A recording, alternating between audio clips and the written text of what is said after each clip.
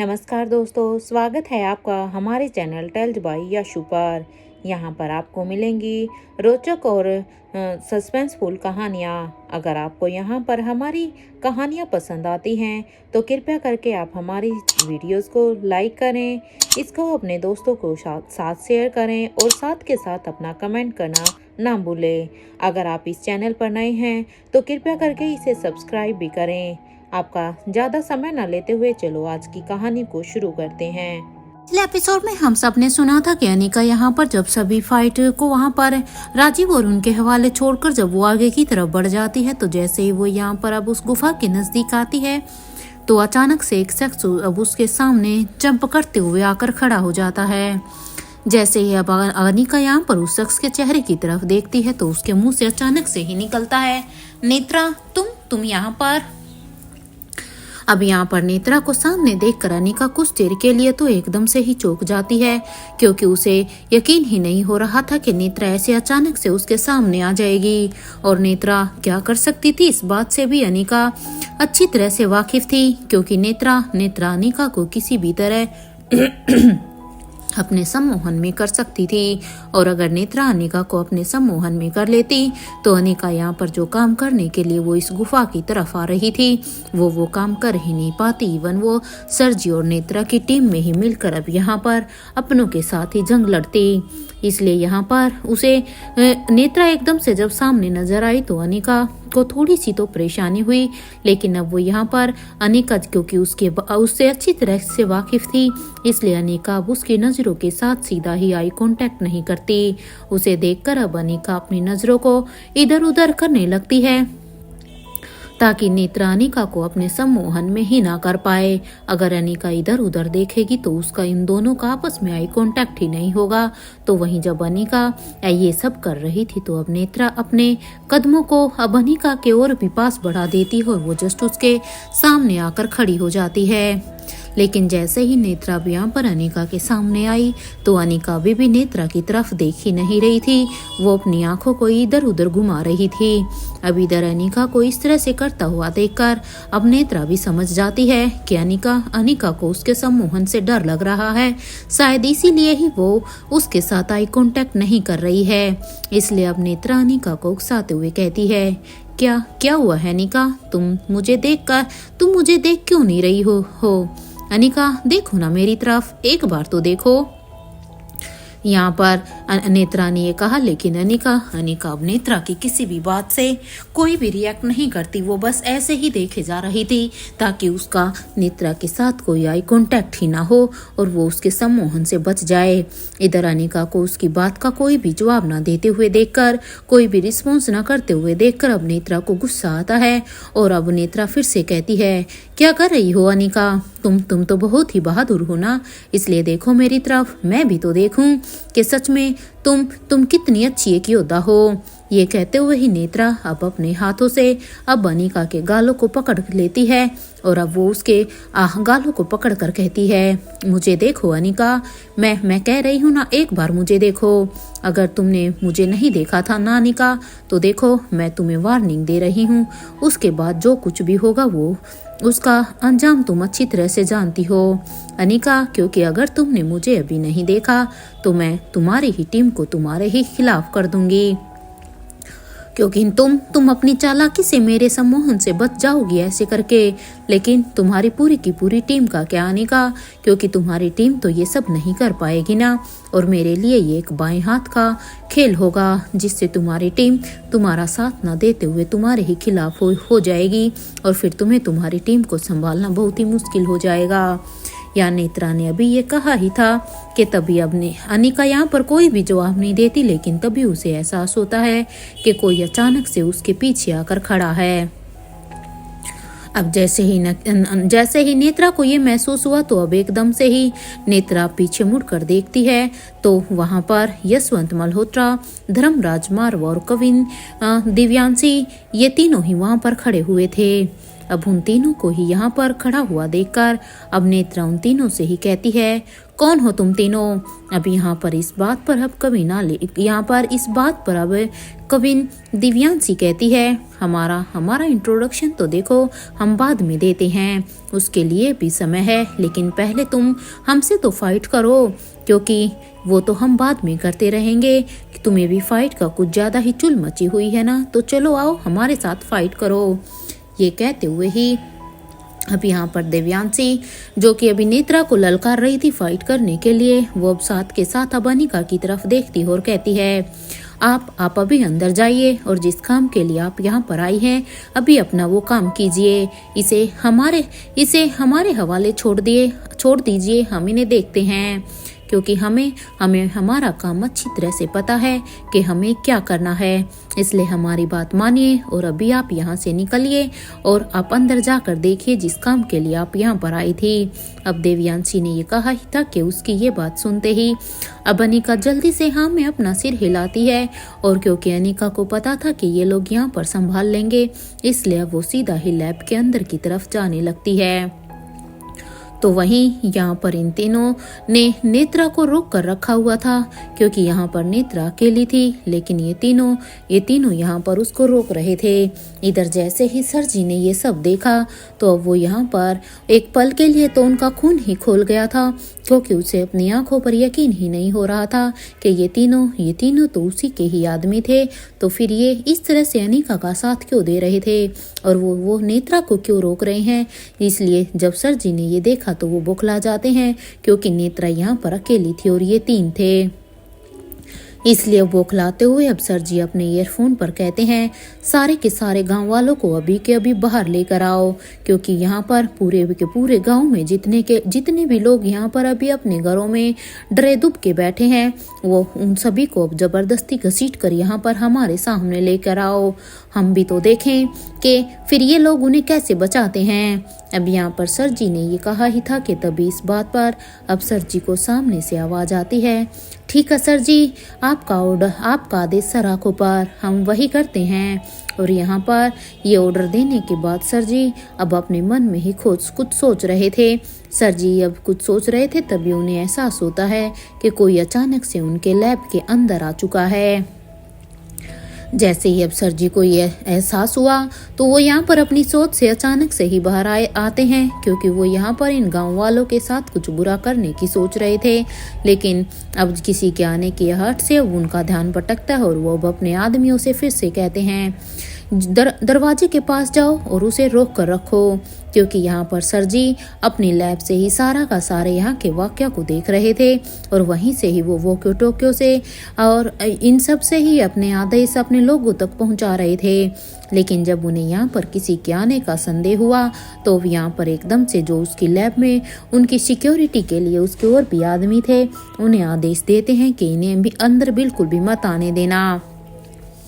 अभी सर जी ने ये कहा ही था कि उसका यह आदेश मिलते ही अब कुछ लोग सीधा ही दरवाजे के पास जाने लगते हैं उसे रोकने के लिए। तो वहीं दूसरी तरफ अभी उस गांव के कुछ लोग, अभी यहाँ पर सर जी के कुछ लोग अब उस गांव में पहुँचते हैं और उस गांव में से अब वो यहाँ पर सभी ही लोगों के दरवाजे को खटखटाकर उन लोगों को बाहर निकालने का काम करते हैं। इनमें से कुछ लोगों ने तो डर के मारे अपने आप ही दरवाजे खोल दिए थे और जहाँ जो लोग दरवाजे नहीं खोल रहे थे वहाँ पर उन घरों के दरवाजों को ये लोग तोड़कर उन सभी को ही यहाँ पर बारी बारी से घसीट कर बाहर ला रहे थे। और यहाँ पर सर जी के कहे अनुसार इन्होंने यहाँ पर पूरे के पूरे गांव के लोगों को यहाँ पर अब एक जगह पर एकत्रित कर दिया था और वो लोग अब यहाँ पर इनके ऊपर अत्याचार कर रहे थे। वो कभी इनके ऊपर कुछ डाल रहे थे, कभी उनके साथ मार पिटाई कर रहे थे, कभी फाइट कर रहे थे। तो वहीं ये बेचारे लाचार लोग जो अभी अपनी सुरक्षा के लिए कुछ कर भी नहीं पा रहे थे। तो यहाँ पर जब इन लोगों के ऊपर इतना अत्याचार हो रहा था तो इस अत्याचार को देखकर तो अब बूढ़ी अम्मा की तो एकदम रूह ही कांप गई थी, क्योंकि बूढ़ी अम्मा को यहाँ पर इन लोगों के ऊपर बहुत ही दया आ रही थी, क्योंकि वो जानती थी कि यहाँ पर फाइट इन दो टीमों के बीच में हो रही है, लेकिन यहाँ पर इन गाँव वाले इन निर्दोष लोगों का क्या ही कसूर है, क्योंकि वो तो इन फाइट में भी इनके साथ नहीं थे ना। तो फिर इसलिए इन्हें क्यों इस तरह से सताया जा रहा है, इनके ऊपर क्यों अत्याचार किया जा रहा है। इसलिए बूढ़ी अम्मा से ये सब देखा नहीं गया और सहसा ही उनकी आंखों से अब आंसू गिरने लगे। और क्योंकि अब यहाँ से उन्हें देखा नहीं जा रहा था तो इसलिए अब बूढ़ी अम्मा अब यहाँ पर कहती है, हे महादेव, हे मेरे महादेव, प्लीज़ प्लीज़ अपने फरिश्तों को भेजिए, वो इन लोगों को बिल्कुल ही जान से मार देंगे।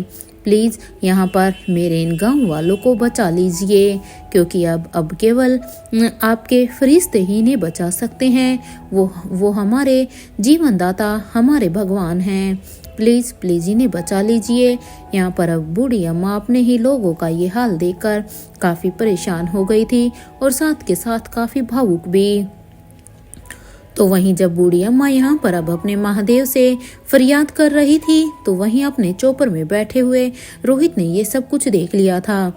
रोहित यहाँ पर इन लोगों के ऊपर अत्याचार होते हुए भी देख रहा था और साथ के साथ बूढ़ी अम्मा उन लोगों को बचाने के लिए किस तरह से अपने महादेव के सामने गुहार लगा रही थी वो भी देख लिया था। इसलिए रोहित ने जैसे ही ये सब देखा तो रोहित अब अपने आप को नहीं रोक पाया, क्योंकि रोहित किसी भी बेगुनाह को इस तरह से पीड़ित होते हुए नहीं देख सकता था। इसलिए अब जल्दी से रोहित ने यहाँ पर चौपर से अपना मास्क उठाया और उठाकर अब उसने उस मास्क को अपने चेहरे पर लगाया और उसके बाद अब वो यहाँ पर अपने चौपर से उतरकर अब सीधा ही वो उस तरफ जाने लगता है। इधर उस तरफ जाने से पहले रोहित ने पहले वहां पर कुछ समोक को रिलीज कर दिया था। तो वहीं अब तक वहां पर उस जगह पर जहां पर इन लोगों को प्रताड़ित किया जा रहा था वहां पर पूरे के पूरे एरिया में ही अब स्मोक बहुत ही ज्यादा हो रहा था। वहां पर सब जगह धुआं ही धुआं सा दिखाई दे रहा था, किसी को कुछ भी नजर नहीं आ रहा था। इस धुएं में ही रोहित यहाँ पर अपने चौपर से उतरा था। इधर कुछ देर के बाद जब यहाँ पर थोड़ा थोड़ा धुआं छटता है तो बूढ़ी अम्मा यहाँ पर अब देखने की कोशिश करती है कि आखिर यहाँ पर अभी कौन आया है। जैसे ही बूढ़ी अम्मा अब देखती है तभी उसने देखा कि उस धुएं से बाहर निकलकर कोई उनकी ही तरफ आ रहा था। जैसे ही वो अब नीचे से ऊपर की तरफ देखती है तो यहाँ पर उसे किसी चेहरे के ऊपर एक मास्क दिखाई दे रहा था। और जब बूढ़ी अम्मा ने उस मास्क को पहचाना तो उस मास्क को देखकर तो अब बूढ़ी अम्मा एकदम से ही चिल्लाने लगती है। और अब यहाँ पर वो चिल्लाते हुए अपने गांव के लोगों से कहती है, सुनो सुनो गांव वालों, देखो देखो हमारे भगवान हमें बचाने के लिए आ ही गए हैं। वो हमारे भगवान आ रहे हैं जिन्होंने हमें इतने सालों तक जिन्होंने हमारे लिए क्या कुछ नहीं किया। ये कहते हुए ही बूढ़ी अम्मा ने अब अपने हाथ की उंगली को अब उस तरफ किया। जैसे ही यहाँ पर सभी गांव लोगों ने बूढ़ी अम्मा की उस उंगली की दिशा की तरफ देखा जहाँ पर बूढ़ी अम्मा ने अपने हाथ से इशारा किया था। तो अब यहाँ पर उस तरफ देखकर जब वहाँ पर तो सभी ही लोगों के चेहरे पर एक स्माइल आ जाती है, क्योंकि सच में बूढ़ी अम्मा के साथ साथ अब उन्हें भी उम्मीद हो रही थी कि अब यहाँ पर उनके भगवान उन्हें बचा लेंगे।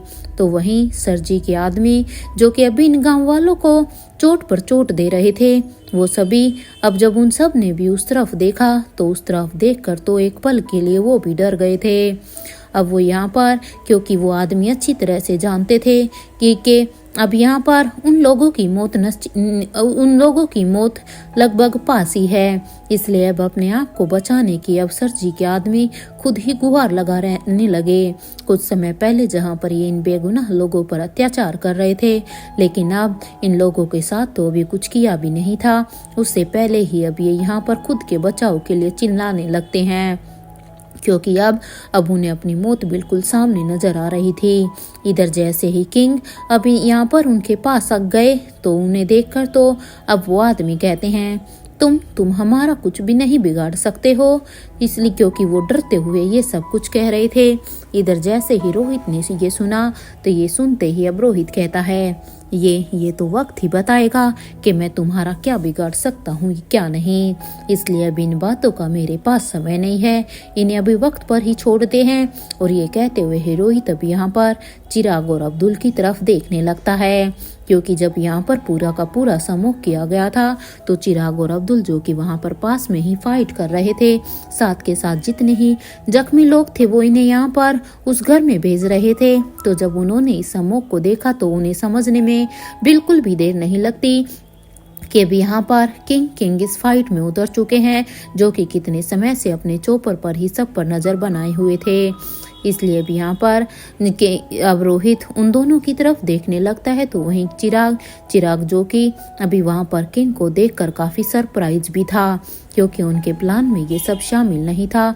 यहाँ पर इस लड़ाई को वो लोग अच्छी तरह से हैंडल कर रहे थे, इसलिए उन्हें अब तक यकीन भी नहीं हुआ था कि किंग ऐसे अभी से ही नीचे आ जाएंगे। और वो जब यहाँ पर रोहित की आंखों में देखता है, तो अब वो अपने आदमियों से कहता है, किंग अब अटैक करने वाले हैं, हमें सभी गांव वालों को बचाना है। इससे पहले कि किंग यहाँ पर अटैक करें, हमें इन सभी गांव वालों को एक सुरक्षित जगह पर लेकर जाना है। इधर चिराग की ये बात सुनते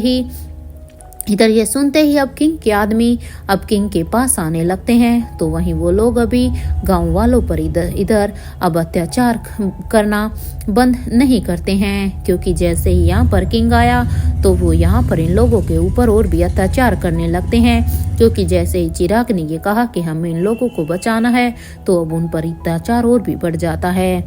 इधर किंग को देखकर तो अब महेंद्र पीरामल एकदम से 440 वोट का एक शौक लगता है, क्योंकि उसने नहीं सोचा था कि इस लड़ाई में किंग खुद साक्षात यहाँ पर आकर खड़े हो जाएंगे।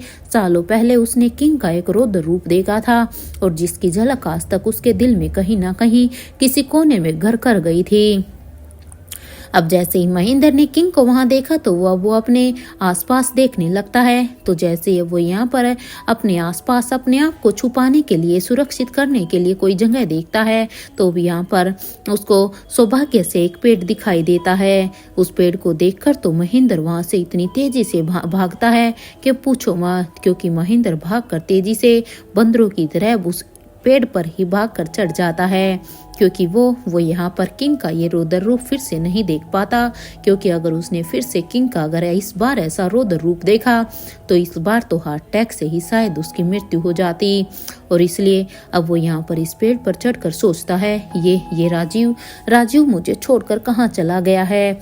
अरे सच में कोई ऐसा भी दोस्त होता है क्या? अरे मैंने तो सपने में भी नहीं सोचा था कि यहाँ पर इस लड़ाई में मुझे खुद किंग के दर्शन हो जाएंगे, जिनके दर्शन मैं बिल्कुल भी नहीं करना चाहता था, वो ही मुझे अब साक्षात मौत के रूप में मुझे मेरे सामने दिखाई दे रहे हैं। अरे राजीव, अरे तू कहाँ मर गया? अरे सालों पहले सच में जो भी कुछ हुआ था, उसे तो मैं आज तक नहीं भूल पाया था। अब क्या होगा? सच में अब मैं यहाँ पर ये सारा का सारा तांडव नहीं देख पाऊंगा। तो वहीं अब तक रोहित उन सभी के ही ऊपर अब एक एक करके अटैक करने लगता है, क्योंकि यहाँ पर जब रोहित ने देखा कि वो अब इन आदमियों को छोड़ नहीं रहे थे उसके कहने के बाद भी, तो अब रोहित का गुस्सा और भी बढ़ जाता है, और अभी वो यहाँ पर इन सब के साथ फाइट करने लगता है। वो अपने एक एक पंच में ही उन्हें मार कर गिरा रहा था। तो वहीं उसके आदमी अब यहाँ पर गांव वालों को प्रोटेक्ट करने में लगे हुए थे, क्योंकि यहाँ पर रोहित जितने भी लोगों को मार गिरा रहा था, तो उनके लोगों से अब जितने भी गांव वाले छूट रहे थे, उन सबको भी यहाँ पर रोहित यानी कि किंग के आदमी अब उन्हें एक सुरक्षित जगह पर लेकर जा रहे थे। जैसे ही यहाँ पर किंग ने गांव वालों को उन सभी से बचा लिया, तो वहां पर अब कुछ लोग किंग को घेर कर खड़े हो जाते हैं, क्योंकि जो लोग अभी किंग के वार से बचे हुए थे, जब उन्हें देखा कि वो अब यहाँ पर अपने मकसद में कामयाब नहीं हो पा रहे हैं, इन गांव वालों को प्रताड़ित नहीं कर पा रहे हैं, तो अब वो यहाँ उनके पास कोई ऑप्शन नहीं था, क्योंकि वो जानते थे कि अगर उन्होंने ऐसे ही यहाँ पर हार मान ली, तो फिर भी उनकी मौत तो निश्चित ही है। और अगर उन्होंने इससे अच्छा वो यहाँ पर अपनी फाइट कर ही मरे, क्योंकि अगर वो यहाँ से भागे तो फिर वहाँ पर सर जी के हाथों से उनकी मौत निश्चित है। इसलिए वो बड़ा साहस करने के बाद अब यहाँ पर किंग को घेर कर खड़े हो जाते हैं। तो यहाँ रोहित भी अब उनके पास आता है, और अब यहाँ पर जैसे ही वो सब एक घेरा बनाकर रोहित के पास तक पहुंचते हैं, तो रोहित अब यहाँ पर इतनी स्पीड से एक राउंड मारता है कि यहाँ पर वो अपने एक एक पंच से ही उन सभी के ही जबड़ों पर एक एक मुक्का मारता जा रहा था।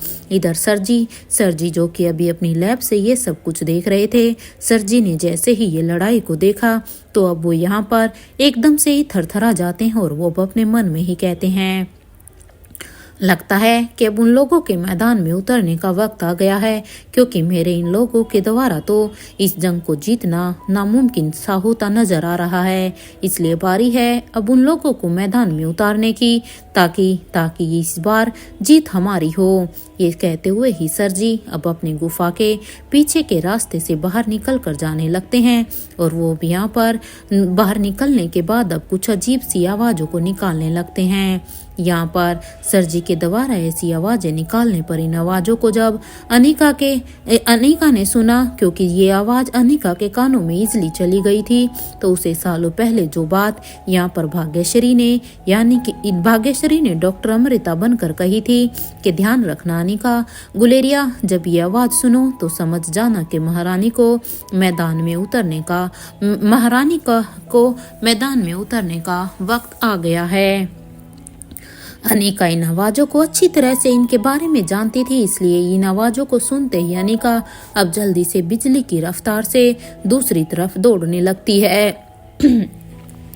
क्योंकि अनिका को अब अंदाजा हो गया था कि अब उसे यहाँ पर महारानी का रूप लेना होगा, ताकि जो यहाँ पर ईसर जी अपने जिन ताकतवर लोगों को अब उसके सामने लाने वाला था, ताकि वो महारानी के रौद्र रूप में इनके साथ अपना सामना कर सके। इसलिए अब अनिका भी बिजली की रफ्तार से दूसरी तरफ चली जाती है। और जब वो यहाँ पर उस जंगल को पार करके अब उस नदी के ब्रिज से क्रॉस करके और फिर से उस मंदिर में चली जाती है। हालांकि अनिका यहाँ पर अपने टारगेट के बिल्कुल ही पास पहुंच चुकी थी। वो बस अब यहाँ पर सर जी के पास पहुंचने ही वाली थी कि तभी अब उसे यहाँ से निकलना पड़ा, क्योंकि अब यहाँ पर वक्त आ गया था उसे महारानी का अवतार लेने का। इसलिए अब वहाँ पर उस मंदिर में जाने के बाद अब अनिका उस सीक्रेट रूम में आ जाती है, जहाँ पर किंग और अनिका की कुछ पेंटिंग भी थी। क्योंकि जब अनिका यहाँ पर आई थी तो अनिका ने ये सब चीजें देख ली थी, और अब वो यहाँ पर हर एक पेंटिंग को बड़े ही ध्यान से देखने लगती है कि किस तरह से महारानी का गेस्चर होता था, वो कैसी दिखती थी, कैसे क्या करती थी। उन पेंटिंग को बड़े ही ध्यान से देखकर वो उन्हें समझने की कोशिश करती है। और अब वो यहाँ पर कुछ ढूंढने लगती है, तो वहीं दूसरी तरफ अब तक सभी के ही कानों में भी यहाँ पर सर जी की आवाज़ आती है, जो कि कह रहे थे मेरी बात ध्यान से सुनो, यहाँ तो मेरे हवाले अनिका गुलेरिया और रानी साहिबा को कर दो, और बाकी को लेकर अभी के भी आप लोग यहाँ से जा सकते हैं, वरना अब तुम सब लोग मौत के लिए तैयार हो जाओ। क्योंकि फिर तुम लोग ये मत कहना कि मैंने तुम लोगों को एक मौका नहीं दिया था, क्योंकि मैं यहाँ पर अब ज्यादा रक्तपात नहीं चाहता। मैं यहाँ पर किसी को बेफालतू में नहीं मारना चाहता। मुझे बस अपने एक्सपेरिमेंट के लिए मुझे बस यहाँ पर अनिका और वो कवि नालिशा ये दोनों की दोनों चाहिए हैं। यहाँ पर सर जी अब एक सीधी ही अनाउंसमेंट कर देते हैं, ताकि यहाँ पर जितने भी रोहित और अनिका के साथ जो लोग लड़ रहे थे, ये आवाज अभी उनके कानों में जा रही थी। इधर यहाँ पर नेत्रा ने भी अभी उन तीनों को ही हरा दिया था।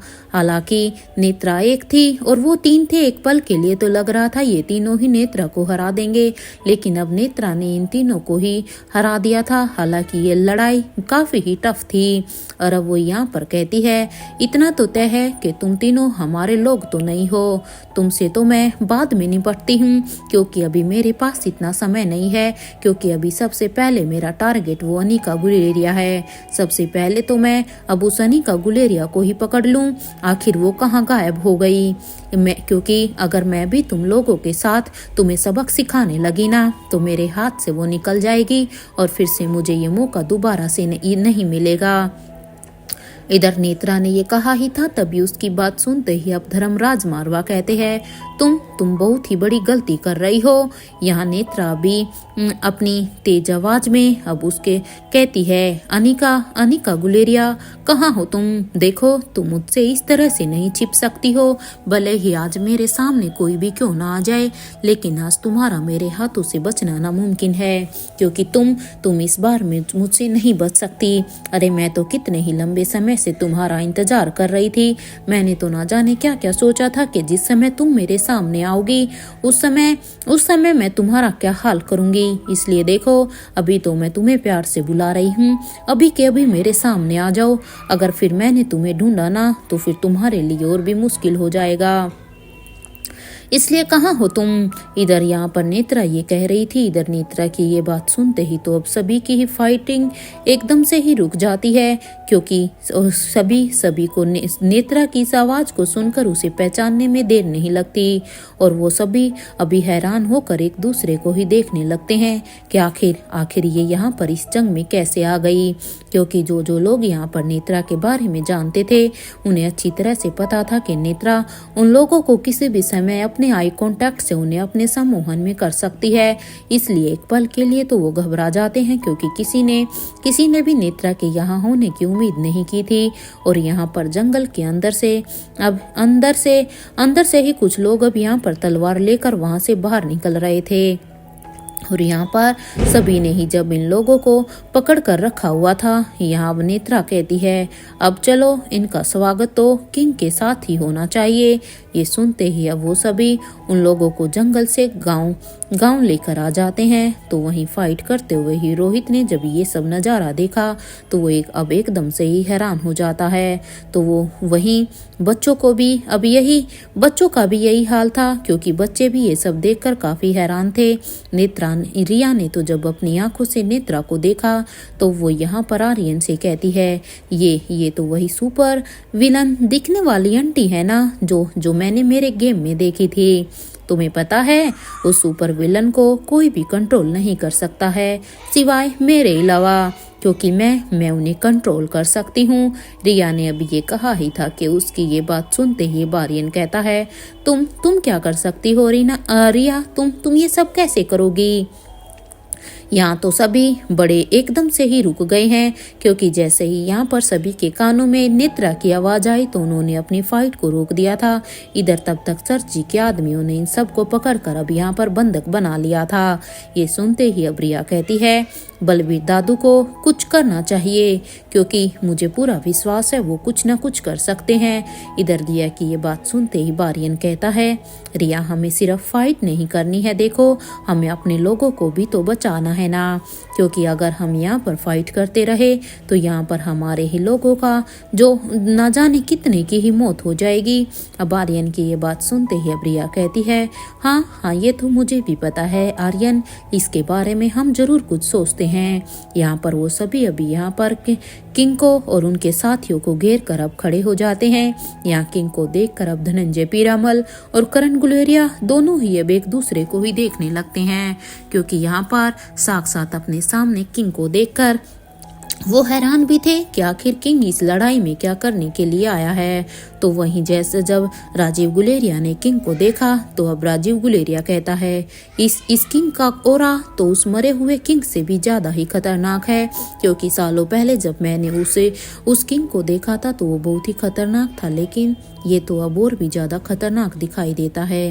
राजीव की ये बात जैसे ही महेंद्र पीरामल ने सुनी तो वो जल्दी से अब उस पेड़ से के ऊपर से ही अब एकदम से ही कहते हैं अरे तुम अब कहाँ से आ गए, क्योंकि इस किंग को जब मैंने स्टार्टिंग में देखा तो इसलिए तो ही मैं यहाँ पर बैठा हुआ हूँ डर के मारे, क्योंकि मुझे सरजी से ज़्यादा डर तो अब इस नए किंग से लग रहा है, क्योंकि पुराने किंग ने तो जो किया था वो किया था। अरे ये किंग तो पता नहीं क्या करेगा।